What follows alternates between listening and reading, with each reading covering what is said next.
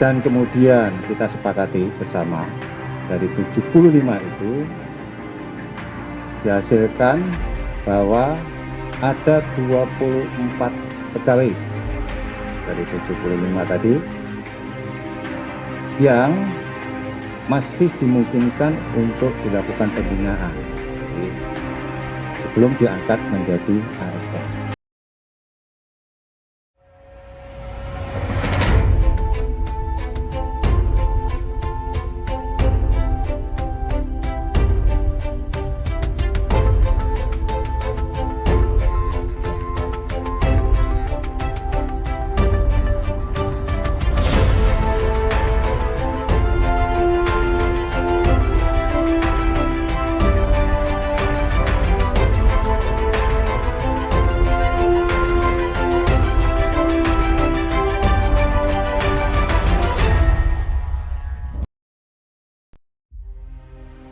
Pengamat politik Rocky Gerung memberikan sindiran menohok terkait pemecatan 51 pegawai Komisi Pemberantasan Korupsi yang tidak lulus tes wawancara kebangsaan.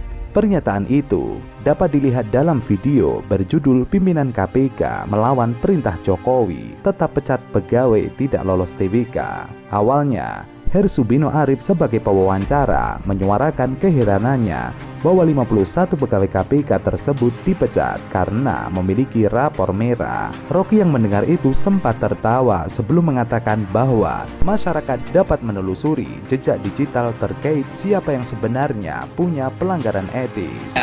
Yang menarik adalah alasannya bahwa ada rapor merah gitu. Jadi mereka ini 51 orang ini sudah punya rapor merah. Jadi kan karena kemarin Presiden Jokowi menyatakan bahwa tidak serta-merta, dia menyatakan, loh kan saya nggak serta-merta TBK karena adalah ada rapor mereka merah. Nah, pertanyaannya dari mana ya rapor itu sejauh ini mereka bisa dapatkan? Itu kita bisa cari jejak digital. Apakah geng 24 ini ada rapor merah? Kan gampang kan? Begitu di search misalnya KPK dan pelanggaran etis. Apakah yang 24 itu yang masuk? Enggak, yang masuk cuma satu orang, yaitu ketuanya. Kan jejak digitalnya begitu. Raport merah diberikan oleh orang yang raportnya merah hangus, kan ajaib gitu. Jadi selalu kita menemukan semacam, jadi orang itu kalau dia mau sembunyikan kejahatan, kalau terlalu sempurna disembunyikan justru ketahuan gitu. Ini biasa aja sebetulnya, ya ngeyel-ngeyel kecil nggak apa-apa. Tapi begitu dikasih istilah raport merah, publik langsung mau tahu apa pelanggaran. Ya, di search lah pelanggaran etis KPK. Yang keluar sudah di Google Firly kan. Nanti Pak Firly juga cemas sendiri tuh, kok begini jadinya, kan algoritmanya begitu. Rocky menyindir bahwa rapor merah kepada 51 pegawai KPK itu justru diberikan oleh orang yang rapornya merah hangus. Jika orang dilabeli dengan istilah rapor merah, maka masyarakat akan mau tahu pelanggaran apa yang mereka lakukan. Jika ditelusuri, nama Firly memang muncul ketika diketik pelanggaran etis KPK. Artikel teratas berjudul "Pelanggaran Kode Etik Firly Bahuri Gaya Hidup Mewah dan Sanksi yang Dinilai Terlalu Ringan". Artikel yang diterbitkan Kompas itu memberitakan bahwa Firly dinyatakan melanggar kode etik mengenai gaya hidup mewah oleh Dewan Pengawas KPK.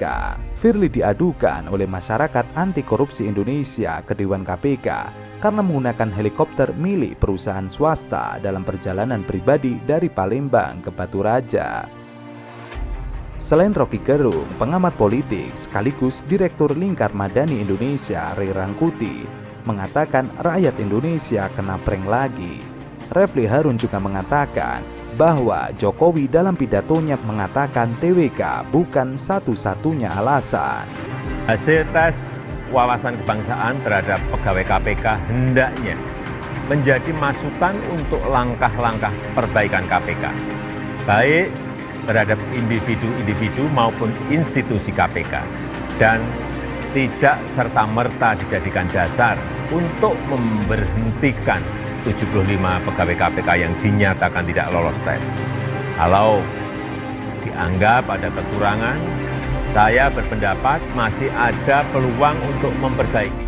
Menurut Refli, Pidato Jokowi saat itu seakan tanpa nyawa, bahkan matanya kosong. Lalu Jokowi terlihat tidak kuat dan hanya meminta, bukan memerintahkan pihak terkait. Jika pada Ketua KPK memang boleh meminta, namun pada Badan Kepegawaian Negara seharusnya diperintahkan.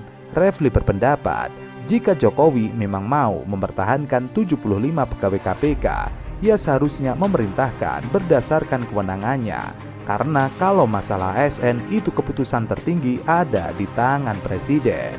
Refli merasa juga bahwa dia kena prank. Menurut Refli, pemerintah Jokowi tidak jelas sehingga bawahannya bisa menafsirkan hal yang lain. Itu bukti bahwa Presiden Jokowi tidak punya kekuatan untuk mengatur bawahannya. Sementara itu, Kepala Staf Kepresidenan Jenderal TNI Purnawirawan Muldoko merasa heran soal tes wawancara kebangsaan sebagai syarat alih status pegawai KPK menjadi polemik dalam beberapa waktu terakhir. Dia beranggapan mekanisme tersebut sudah dilakukan oleh beberapa lembaga negara lain selain KPK, namun tidak pernah berpolemik. Bahkan terdapat juga pihak yang tidak lulus TWK di Badan Pembinaan Ideologi Pancasila. Soal tes wawasan kebangsaan yang sempat menjadi polemik haruslah dilihat sebagai bentuk dari penguatan wawasan kebangsaan setiap pegawai pemerintahan. Karena selama ini sebenarnya sudah berjalan. Dan tidak hanya ranah KPK saja, tetapi seluruh mereka yang berproses atas alih status menjadi ASN di semua lembaga. Sekali lagi bahwa ini sebenarnya sudah berlaku di semua lembaga dan termasuk juga di kalangan BUMN. Soal tidak lolos uji TWK sebenarnya tidak hanya di KPK, tetapi juga di lembaga-lembaga lain pernah terjadi seperti itu kondisinya. Bahkan di BPIP juga ada itu tes TWK, mereka ternyata tidak lolos. Muldoko beranggapan bahwa TWK sendiri sudah diberlakukan di banyak lembaga negara, bahkan termasuk di sejumlah badan usaha milik negara. Hanya saja dia merekomendasikan agar penyusunan TWK dapat dilakukan dengan baik. Dalam hal ini, pemerintah diminta agar menggandeng sejumlah pihak lain yang memiliki latar belakang kuat di bidang kebangsaan. Selain itu, perlu dipikirkan juga skenario perbaikan bagi pihak-pihak yang wawasan kebangsaannya mendapat nilai kurang. Pernyataan itu sendiri dibuat Muldoko sebelum ada keputusan yang menyatakan bahwa terdapat 51 pegawai KPK dari 70 orang lainnya yang tidak bisa melanjutkan karir di KPK lantaran tersandung TWK. Menurut pimpinan KPK, 51 orang itu sudah tidak bisa dibina dan mendapatkan nilai merah di TWK.